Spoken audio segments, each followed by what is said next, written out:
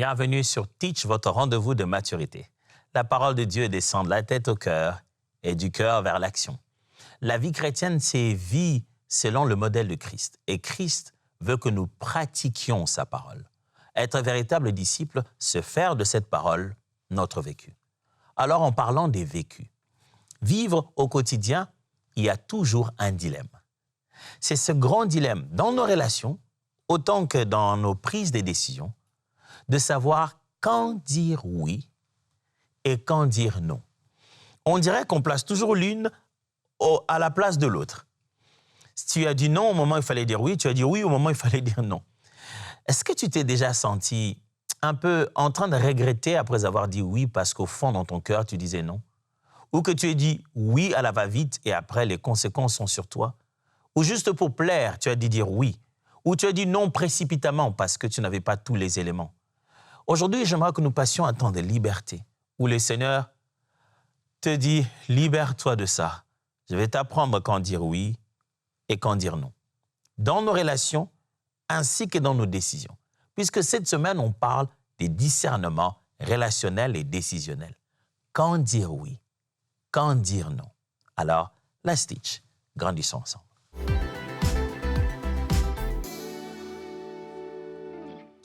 Voici une phrase que j'aurais voulu, moi, dans ma vie, entendre très tôt. Alors, beaucoup plus tôt, bien avant aujourd'hui. J'aurais voulu que quelqu'un me dise que dire non, c'est aussi de l'amour.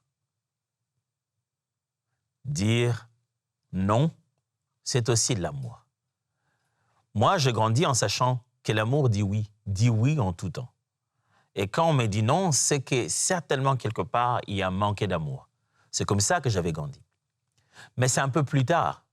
J'étais prêt à recevoir un non, sans me dire que la personne ne m'aime pas. Mais je me disais que voilà ce que je devais faire pour montrer chaque fois que j'aime, c'était de dire oui, oui, oui. C'est juste devenu un bon réflexe dans ma personnalité. La première chose que tu entendrais de moi quand tu viens avec quelque chose, je te dirai oui. Après, on va avancer. Je vais commencer à chercher ma nouvelle nature et retrouver là où je vais mettre un non, là où je vais mettre pas toujours, pas exactement. C'est avec le temps que j'apprends ça comme une seconde nature jusqu'à ce que ça passe à la première nature.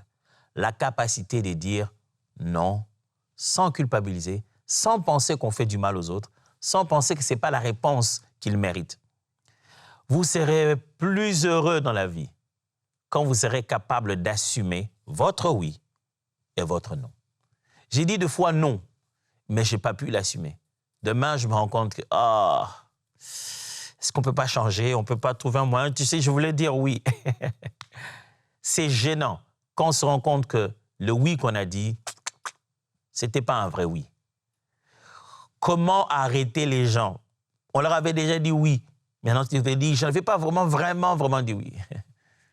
Comment c'est gênant quand tu avais dit non, mais maintenant tu te dis, c'était juste pour, voilà, c'était pas vraiment. Maintenant, tu vois que la personne s'en va. Je me souviens de l'histoire d'un frère qui allait se marier. Quand il est allé voir une sœur qui n'a pas été d'accord, il dit non, moi, frère, on se respecte, on se connaît, mais je ne pense pas que j'ai ça, je ne suis pas d'accord avec. Je comprends tes sentiments, mais j'en ai pas, non. OK, le frère était vraiment dans sa saison, il avait les 2 choix devant lui. Il y avait les 2 dernières personnes qui semblaient être ex aequo. Alors, il avait opté pour celle-là. Mais elle a dit non. Le frère a dit, écoute ma sœur, merci beaucoup, voilà. Il s'est replié, il a dit, Dieu, je crois que j'ai mal choisi, donc je vais aller voir l'autre. Il va voir l'autre sœur qui dit oui. 2 semaines, 3 semaines, le frère, il était déjà en train d'attendre une réponse. Au bout de quelques mois, il a reçu sa réponse pour pouvoir quitter le pays et aller faire un travail ailleurs. Ça s'annonce à l'église. Moins de 6 mois, les 2 vont se marier. La première sœur est fâchée. Elle va voir le pasteur et dit, pasteur, ce frère n'est pas sérieux. Le pasteur dit, pourquoi il n'est pas sérieux? Il dit, non, ce frère n'est pas sérieux du tout. Elle dit, mais pourquoi? Dis-moi. Il dit, non, pourquoi il va se marier si vite? Oh, pourquoi il va se marier si vite? Comment? Ils s'aiment, les parents sont d'accord et il doit partir avec sa femme. Ils se connaissent depuis longtemps, c'est bon, ils se voient, ce sont des amis, c'est des personnes qui se côtoient. Donc là, ils ont fait avancer leur relation. Il dit, non, mais pasteur, c'est pas comme ça. Quand les frères, ils vont dire des choses aux sœurs, et puis quand les sœurs leur disent non, et ils se précipitent à aller ailleurs. Le pasteur ne comprenait pas toujours. Jusqu'à ce qu'il dit, ma sœur, dis-moi la vérité, c'est quoi? Il dit, non, le frère, il était venu me voir, il m'a dit qu'il avait des sentiments pour moi, et puis après, moi, je lui ai dit que non, je lui avais dit non. Et puis, il est allé, et du coup, il est directement allé, à peine je lui ai dit non, directement, il est allé chercher une autre sœur. Mais le pasteur ne comprenait pas toujours, il dit, ma sœur, j'arrive pas à comprendre. Qu'est-ce que tu attendais de lui quand tu as dit non? Il dit, non, mais même quand j'avais dit non, mais ce n'était pas comme si j'avais dit non, c'est un peu juste. Tu vois, nous les femmes, et le pasteur dit, oh non, non, non, non, non, non. Tu lui avais dit non. As-tu déjà dit non et tu t'es mis à regretter? Tu as envie de récupérer ta parole. Le français a une belle expression que j'aime bien, mais je la trouve des fois vraiment mensongère. Quand on dit « je retire ce que j'ai dit ». Comment tu as fait? Tu as eu ça où? Comment tu as absorbé ça? Il faut rentrer dans le temps et effacer ça dans ma mémoire. Tu ne peux pas retirer le oui, ni retirer le non. Ce n'est pas évident. Un oui sans discernement, ça fatigue. Oh, je peux vous en témoigner. Tu as dit oui, oui, oui, mais tu as voulu tellement plaire à tout le monde sans discernement. Tu as dit oui, oui, oui, tu te réveilles. Un bon matin, c'est le jour de faire le oui que tu avais dit. Tu es fatigué, épuisé, sans force. Tu dois chercher des énergies juste pour pouvoir tenir le oui que tu avais dit. Dire aussi non sans amour, ça blesse. On n'a pas besoin d'être mesquin et méchant quand on dit non. Non n'est pas une mauvaise chose. Non, c'est une autre forme de réponse de l'amour. Dire oui, dire non, les deux, on en a le droit. Alors, lisons la Bible.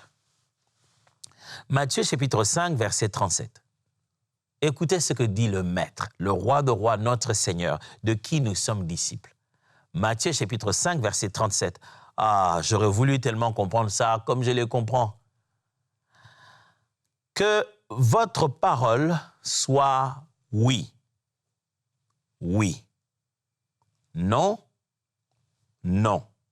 Ce qu'on y ajoute vient du malin. Il dit ceci, que quand vous dites oui, que ça reste oui. Quand vous dites non, que ça reste non. Il dit, ayez le sens de votre engagement.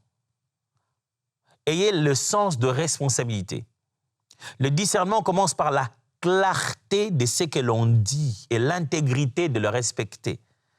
Si quelqu'un sait discerner sa vie, ses relations et ses décisions, c'est quelqu'un qui est clair sur ce qu'il veut et qui est suffisamment intègre pour le respecter.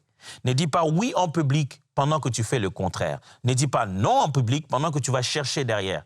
Ah, j'ai vu des gens dans ma petite vie, ils passent à la télé, ils crient « Non, moi je ne suis pas, tout ça là c'est fort, il crie. » Bon, il a fini de crier et puis, dès qu'il finit, à peine qu'il est sorti, il appelle. Ah, comment ça va? Vraiment, tu sais, il ne faut pas suivre ça. Hein? Écoute, vraiment, moi, je suis là. Hein? Il ne faut pas abandonner tes petits. Ça, il ne faut pas suivre. Ça, c'est que... Tout ça là, c'était faux. Ah, waouh! Il est important, Jésus dit, de rester intègre. Le oui qui est sorti de toi t'engage à ce oui-là. Le non qui est sorti de toi t'engage à ce non-là. Ne dis pas un oui que tu ne vis pas, ne dis pas un non que tu ne vis pas. Ne dis pas non pendant que tu continues à suivre. Ne dis pas oui pendant que tu finalement restes en arrière. Deuxième texte. Marc chapitre 1, versets 35 à 38. Marc 1, 35 à 38. Vers le matin, pendant qu'il faisait encore très sombre, il s'éleva et sortit pour aller dans un lieu désert où il pria. Simon et ceux qui étaient avec lui se mirent à sa recherche. Et quand ils l'eurent trouvé, ils lui dirent, « Tous te cherchent. » Il leur répondit, « Allons ailleurs, dans les bourgades voisines, afin que je prêche aussi, car c'est pour cela que je suis sorti. » C'est beau de voir ça, n'est-ce pas? Jésus, le soir, s'est dit, bon, ok, je m'en vais prier. Il va prier, il passe du temps, les disciples ne le voient pas. Il les cherche, c'est pas le matin, c'est le soir plutôt, très tôt le matin. Qu'est-ce que je dis? C'est pas le soir, c'est plutôt très tôt le matin. Jésus-Christ s'élève avant que tout le monde ne se réveille, il fait encore un peu sombre, il va prier, il va prier, il va prier. Les gens commencent à le chercher, mais Jésus est où? Les disciples le cherchent, la foule le cherche, il est où exactement? Après, on finit par le retrouver, il dit, « Ah, Seigneur, tu étais où? Mais tout le monde te cherche. » Jésus dit, « Ok, on s'en va. » Ah, mais il y a les gens dehors, non? Il y a des gens qui t'attendent là, il dit, « Non, on s'en va, il faut qu'on aille dans les villes voisines, je dois y aller prêcher là-bas. » Mais Jésus a l'opportunité ici. Vous imaginez? Même Jésus dit non à certaines attentes pour rester fidèle à son appel. Et ce n'est pas une seule fois, il l'a fait plusieurs fois. Pour rester fidèle à son appel, il a dû dire non à certaines attentes. Souvenez-vous de la fois où ce jeune homme est venu le voir et lui a dit, « Seigneur, partage-moi avec mon frère ici on a cette affaire d'héritage. Voilà, on n'arrive pas à se partager. » Jésus se tourne vers lui et dit, « Qui m'a mis juge de vos affaires? Depuis quand je suis devenu chargé de juger des affaires de famille sur les héritages? Ce n'est pas ça mon travail. » Mon ami, dans ce monde ici, ça peut sembler orgueilleux. Ça peut même sembler d'être imbu de soi-même. Non, c'est juste une conscience de ton appel. J'aimerais te les supplier comme un frère qui sait de quoi il parle. Ne te charge pas outre mesure à cause d'un oui précipité. Ne te charge pas outre mesure à cause d'un non précipité. Ne te précipite pas à sortir un de ces mots dans la Bible, dans ta bouche. Et par-dessus tout, apprends à dire non quand ça ne va pas avec ton appel. Quand ça ne te convient pas, dis non. J'ai beaucoup admiré le courage de David. David va voir Saül. Il dit, écoute, je vais me battre avec Goliath. Saül le regarde et dit, on sent que ce jeune homme est avec Dieu. Ok, pour cela, je vais te donner, je ne sais pas, il avait bu Saül? Qu'est-ce qu'il avait pour prendre son armure, donner à un jeune homme et le laisser aller se battre avec un géant? Et s'il perd, toute la nation est prise. Ah non, soit il était fou, soit il était vraiment inspiré. Soit il avait remarqué qu'il y avait quelque chose dans David que lui n'avait plus. Mais David avait un courage clair. Il essaie, il regarde, mais il dit au roi, non, pas ça. Je ne peux pas. Ce n'est pas avec ça que je vais me battre. N'aie pas peur de dire non, cette armure est trop lourde pour moi. Je préfère ma frange. Non, cette générosité est excessive pour moi. Non, je ne peux pas prendre. Cette générosité peut se transformer en une corruption morale. Non, si je dis oui aujourd'hui, je ne saurais plus jamais te dire non. Vaut mieux que je te dise non maintenant. Même le Fils de Dieu dit non à quelque chose qui semble être une mission. Mais c'est dit, ça c'est fini, cette part, ça c'est terminé pour ici. Je dois m'en aller ailleurs. Écoutez-les bien, quand tu diras oui ou quand tu diras non, tu ne pourras jamais satisfaire tout le monde. Tu n'obtiendras jamais l'unanimité, ni par ton oui, ni par ton non. Troisième texte. Galates chapitre 6, versets 2 à 5. Galates chapitre 6, versets 2 à 5. Voilà ce que Paul dit aux Galates. Portez les fardeaux les uns des autres, et vous accomplirez ainsi la loi de Christ. Si quelqu'un pense être quelque chose, quoi qu'il ne soit rien, il s'abuse lui-même. Que chacun examine ses propres œuvres, et alors il aura sujet de se glorifier pour lui seul, et non par rapport à autrui, car chacun portera son propre fardeau. Vous voyez ça? Il dit, regardez-vous vous-même, s'il y a des raisons de se glorifier, ça ne soit pas en comparaison avec qui que ce soit, ça soit par rapport à vous-même. Vous avez vos responsabilités. Sachez que chacun prendra son propre fardeau. Lui, il a sa vie, moi, j'ai la mienne. L'amour aide, mais ne se laisse pas exploiter. J'ai mon fardeau, tu as ton fardeau, je t'aide, on se soutient les uns les autres, mais tu n'abandonnes pas tes fardeaux chez moi. Non, je t'aide à porter le tien, mais tu n'abandonnes pas tes fardeaux chez moi. Aimer quelqu'un, ça ne veut pas dire lui laisser te donner sa vie en charge. C'est la partie la plus difficile de l'amour. Hein? Quand quelqu'un pleure, mais que tu dois lui dire non. J'ai beaucoup appris ça. Je commençais ce temps en toute sincérité en vous disant c'est par quoi je suis passé dans ma vie en grande partie. Mais ma petite vie de parent m'a appris très vite que des fois la meilleure réponse était non. J'ai appris comment les enfants voulaient, ils désiraient, ils voulaient obtenir quelque chose. Ils en pleuraient même. Mais je regardais la chose, je le regardais, j'ai dit, si je te donne, c'est bien, tu vas aimer, mais c'est parti pour une addiction. C'est parti pour le fait que dans cette relation, cette négociation ne va plus tenir. Je ne veux pas te faire du bien en te disant oui. J'ai appris que quelquefois, l'amour doit dire non. L'amour doit résister dans sa position. L'amour doit dire non. Et l'amour, j'ai appris, doit dire oui. Même quand la personne s'attendait vraiment que tu dises non, tu dis oui, je suis d'accord. Quand dire oui? Quand dire non? Dans nos prises de décision et dans nos relations. Comment le faire? Est-ce que la Bible peut nous aider dans ça?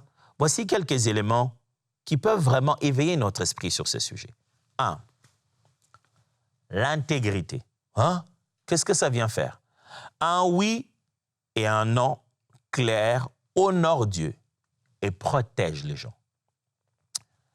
Quand tu dois dire oui ou que tu dois dire non, pense d'abord à l'intégrité. Je dois être intègre. Je vous ai déjà dit plus d'une fois, ma meilleure définition de l'intégrité vient de Billy Graham qui dit « La réputation, c'est ce que les hommes connaissent de toi. L'intégrité, c'est ce que Dieu et les anges connaissent de toi. C'est ce que tu es public et privé.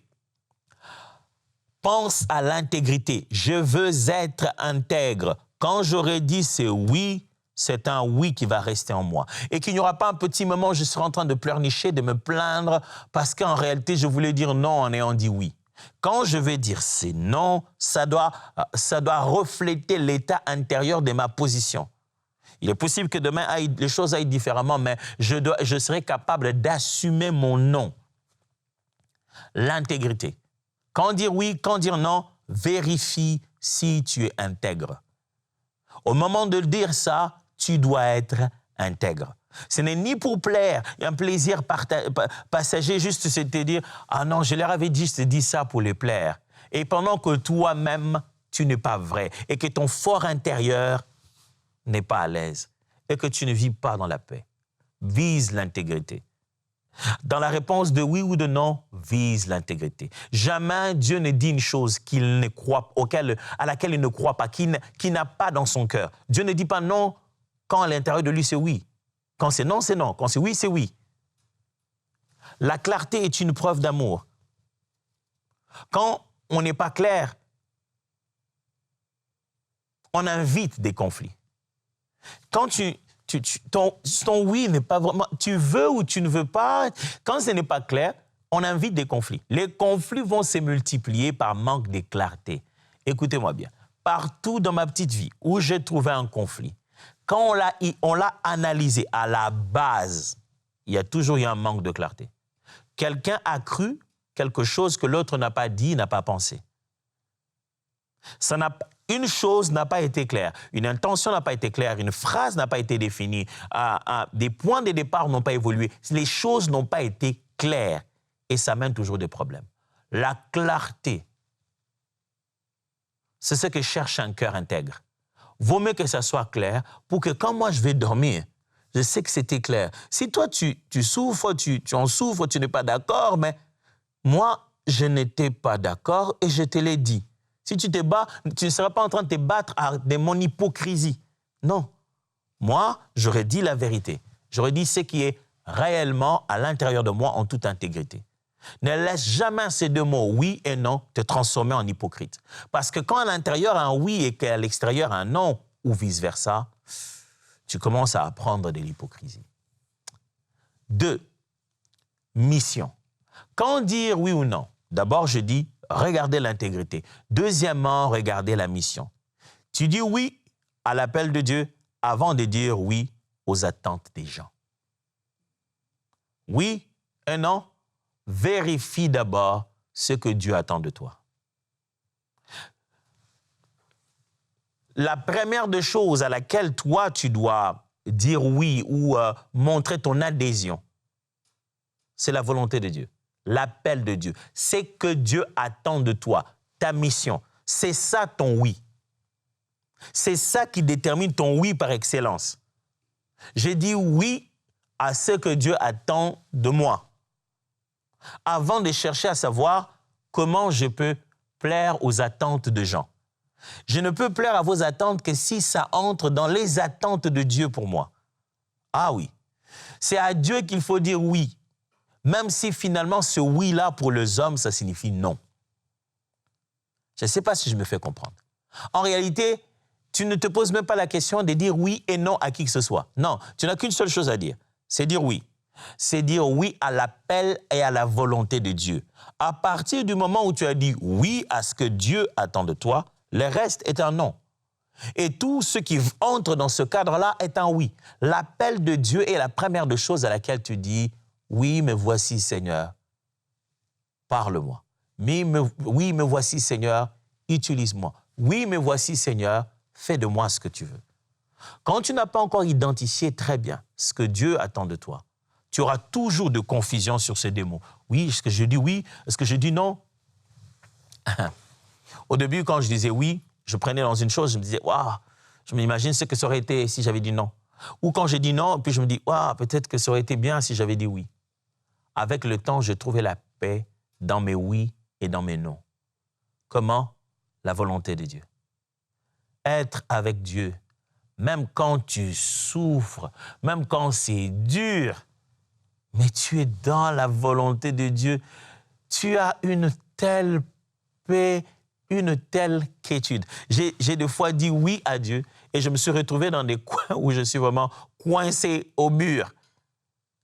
Et je me dis, oh Seigneur, c'est pas facile. Mais c'est avec tellement de paix, de quiétude.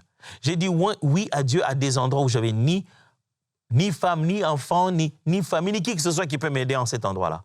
Mais j'étais là où Dieu voulait. C'était dur, difficile, complexe et même de fois dangereux. Mais je suis dans le vrai oui de ma vie. Je suis dans le vrai oui. J'ai dit des fois oui, où les gens, j'ai dit oui, quelqu'un me regarde et dit « Ah, franchement, est-ce que tu sais à quoi tu t'engages ?» C'est un peu comme Paul. Les amis, Paul arrive dans la maison d'un des disciples qui avait ses filles qui prophétisaient. Elles ont donné des messages prophétiques. Et puis Agabus est arrivé, le prophète, qui était très connu. Il arrive, Agabus, il fait un geste prophétique, il dit, voici ce que Dieu dit, celui à qui appartient cette ceinture, voilà comment on va les lier, on va l'amener à Rome. Oh, tout le monde est là, dit, non, Paul, pardon. Paul, qu'est-ce que tu veux de plus, Paul? Dieu vient de parler. Regarde, il a déjà montré l'avenir. Tu vas souffrir, Paul. Ne pars pas. Paul, ne pars pas. Mais on est étonné de voir que Paul dit oui. Ah, Paul, même Dieu te dit, on va t'attraper, on va t'amener en prison. Oui. Pourquoi il dit ça? Parce qu'il ne dit pas oui ou non à la prophétie. Il a déjà dit un oui à sa mission. Et quand il avait dit oui à sa mission, c'était clair.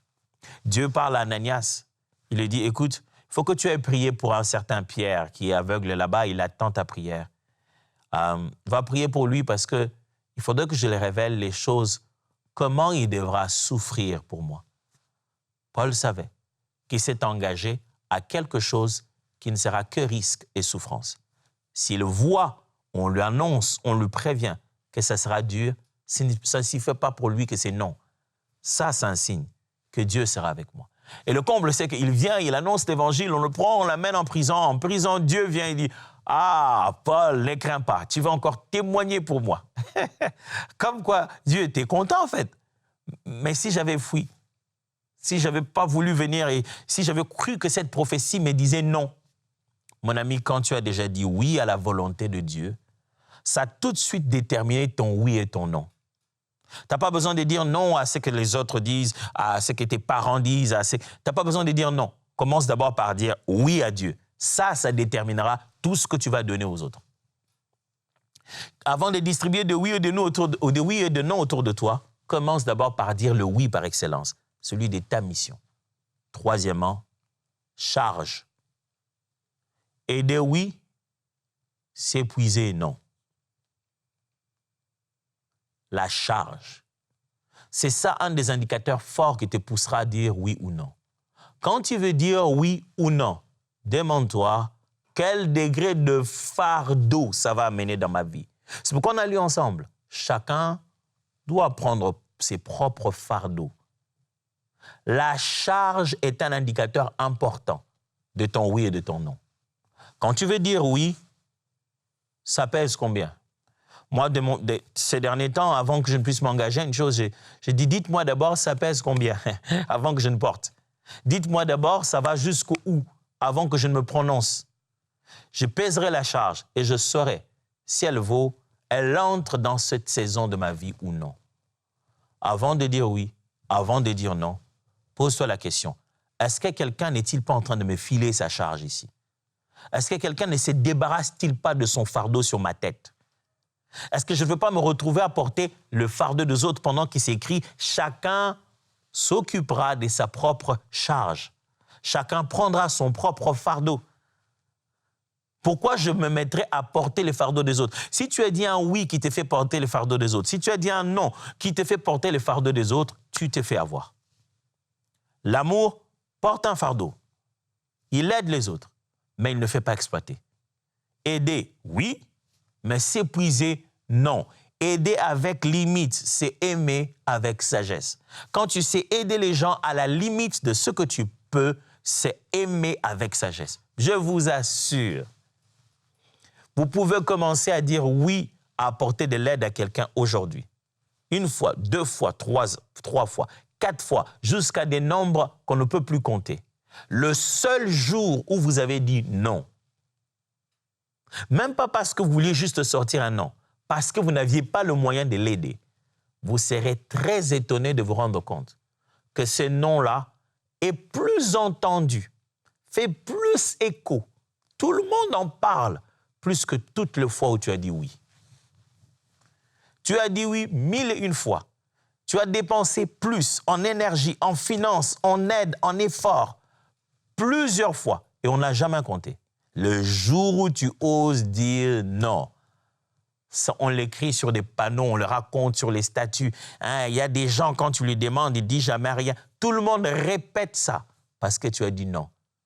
Si ça t'arrive comme ça, c'est un indicateur que tu n'avais pas appris à aimer avec limite, à aider avec limite. Aider avec limite, c'est ça de la sagesse. Ne mets pas sur toi une charge qui n'est pas à toi. Dans ce monde où nous sommes, les gens ont cette manie. Ils prennent leur vie, ils te chargent dessus. Avec des beaux yeux, en pleurant, un discours tellement compatissant. Au lieu de venir recevoir de l'aide, ils préfèrent plutôt te donner leur vie et l'abandonner carrément entre tes mains. Aujourd'hui, tu as étendu la main, tu as aidé. Demain, il revient. Dis, mais je t'avais appris comment prendre les poissons. Ils ont dit, oui, mais moi, tu sais, ma corde ne marche pas. Toi, quand tu auras épuisé, je vais arranger ma corde. Il y a des gens qui peuvent te manipuler comme ça. Tu lui as même appris comment pêcher. Mais il veut toujours pêcher autour de toi et tu te rendras compte qu'enfin, il n'a pas pêché.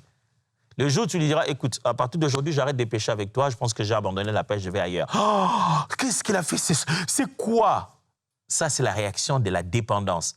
Quand quelqu'un devient dépendant de toi, le jour où tu tentes de te sévrer, il a des réactions excessives d'un drogué à qui on est en train d'empêcher de continuer à consommer sa drogue. Ça, ce n'est plus de l'amour. Ça devient toxique. Alors, la charge. Quelle charge tu vas avoir sur toi? C'est ce qui détermine si tu dois dire oui ou non. Je résume. Qu'est-ce qu'on a appris aujourd'hui? On a appris quand dire oui, quand dire non. Comment il faut le faire? C'est utile dans nos relations ainsi que dans nos décisions. Le Seigneur nous apprend 3 choses. La clarté, ça honore Dieu. Oui doit rester oui, non doit rester non. Il faut que ça soit clair. C'est important, on a dit, la mission. Commence d'abord par dire oui à Dieu, ça détermine pour tout le reste. Et enfin, la sagesse dans les charges. Regarde qu'est-ce qui est la véritable charge. Voici le challenge d'aujourd'hui. Quelle demande vas-tu filtrer cette semaine pour répondre avec oui, clair, ou un non paisible, sans chercher de problème? Qu'est-ce que tu vas filtrer cette semaine pour répondre oui ou non de façon claire? La balle est dans ton camp. Je te vois demain. Dieu te bénisse.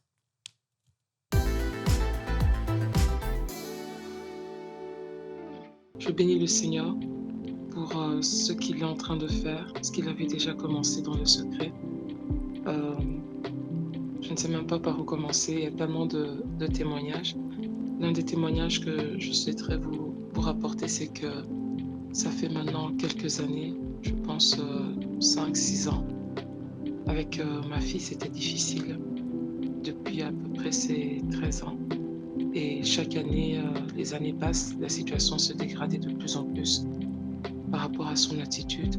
Toutefois, je comprenais que ce n'était pas elle, mais c'était l'ennemi qui voulait l'utiliser comme une porte. Et il fallait se tenir dans la prière, il fallait le fruit de l'esprit encore allez, faire grandir cela. C'était pas facile. Je bénis le Seigneur parce que malgré tout ça, le diable n'a pas réussi à me faire détester ma fille. Je sais que c'est fort ce que je dis, mais c'était vraiment ça. Il y a vraiment des situations difficiles, des choses qui sont allées trop loin. Et, mais Dieu m'a fait grâce de toujours aimer mon enfant, de toujours la bénir, par l'aide de vos prières, etc. Et depuis, je pense, le deuxième jour, j'ai commencé vraiment à avoir un changement en elle. On était encore dans une période où les choses étaient vraiment compliquées. Et, mais voilà, je l'ai vue souriante, je l'ai vue respectueuse. J'ai vu une enfant serviable, polie, ce qui n'était plus arrivé depuis longtemps. Je dis merci, que Dieu vous bénisse, et je sais que ce n'est pas juste pour ces quelques jours, mais c'est vraiment une délivrance. Merci, merci. Soyez bénis ainsi que toutes vos familles. Lorsque je vois les témoignages qu'on reçoit ici à MCI, je suis toujours bouleversée. Vraiment, le mot c'est bouleversée parce que je me rends compte que Dieu, il est tellement fort, tellement bon, tellement puissant. Il touche des personnes au-delà des écrans, des personnes à l'autre bout du monde. On voit tellement des choses extraordinaires, des guérisons, des vies transformées, des personnes qui étaient loin du Seigneur, qui reviennent, des nouvelles naissances, des foyers restaurés, rebâtis, des vies complètement transformées par la bonne nouvelle de l'Évangile. Et vraiment, ça me réjouit parce que je me rends compte que nous sommes privilégiés. Oui, le mot est privilégié. Nous sommes privilégiés d'être aux premières loges de ce que Dieu est en train de faire dans cette génération. Et vous et moi, nous sommes de cette génération qui voyons la manifestation de la gloire de Dieu. Et vraiment, je remercie chaque partenaire parce que c'est grâce à vous, grâce à votre soutien mensuel qu'on est en mesure de faire toutes ces émissions, tout ce contenu, toutes ces conférences, voilà, tous ces outils que nous offrons aux frères et sœurs afin d'être fortifiés dans leur foi. Et c'est vraiment grâce à vous. Et je veux encourager aussi certains d'entre vous, si vous n'êtes pas encore partenaire,